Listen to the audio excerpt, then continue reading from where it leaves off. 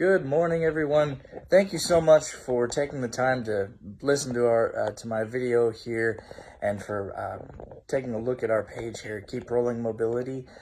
Before we get going, I just wanted to give a bit of a history lesson, so to speak. A long time ago, there was a friend of mine named Pat Ward. Some of you that have known me a long time might remember her. She was a long family friend of ours for as long as I was alive, until she passed a few years ago. But one of the things that she mentioned was that I should offer lessons, and this was as a child, offer lessons in wheelchairs and crutches, and just to try to help others. And while I don't know that this is quite the same format that she had in mind, that is more or less the idea behind Tip Tuesday as we get going here. A few housekeeping items before I get into it. First and foremost, what I'm going to say through these videos is my opinion. So if there's someone that you trust more, or like a doctor that is telling you something more specific, I am not a medical professional. I am not a doctor. So if your doctor is telling you something contrary to what I am, please listen to your doctor instead of me. This is purely based off of my own experience and what I have learned through using these the tools and the points of upkeep that I've needed throughout my life. So again, no sponsorship. I'm not a professional or a medical professional. I am simply trying to offer what I've learned. So with that getting started, I wanted to offer a few thoughts on batteries, as it's just the beginning of this new year, 2026.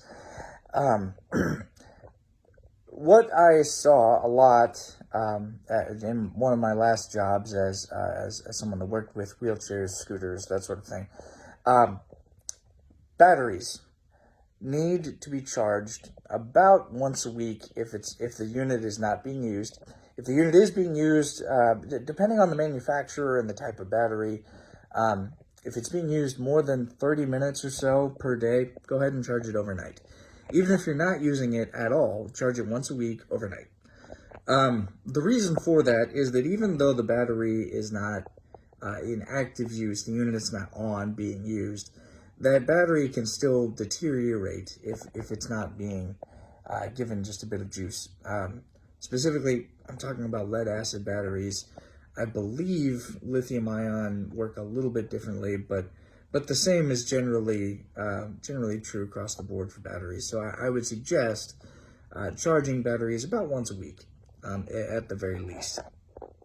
And again, the reason for that is to keep the battery healthy. So if the battery is left alone for a while, then what can happen is the battery will die and it'll need to be replaced. And I personally don't want anyone to change a battery when it isn't necessary.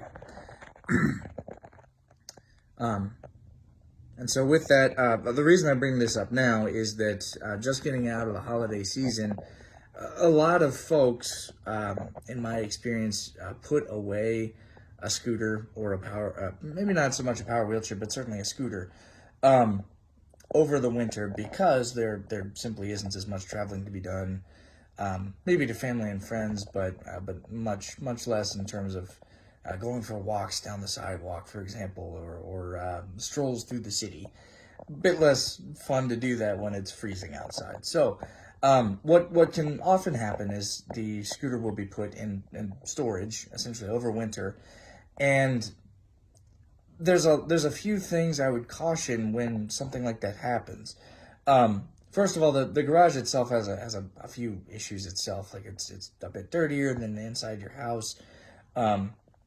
Just generally, there's a higher likelihood that you'll run into things like rodents, insects, that sort of thing. Usually garages are a little less insulated, so you could run into moisture, coldness, and extreme temperatures are also very, very bad for batteries. So again, that's why I highlight it now, because we are just exiting a time where it is colder than normal, and so that could have giving your battery some trouble.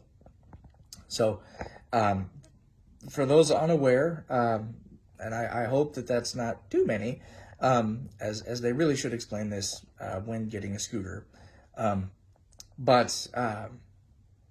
But in the event that the scooter was kept in the garage, maybe for a while, maybe it's been a while since you've used it, you've used a different type of medical equipment since then, give it a test run, make sure everything is working. If it's not, if you have any questions, if you're not sure how to test your battery, give us a call or shoot me a message, whatever works best. Just let us know how we can help you, and we will do our absolute best to do so. Thank you so much, everybody. Keep rolling.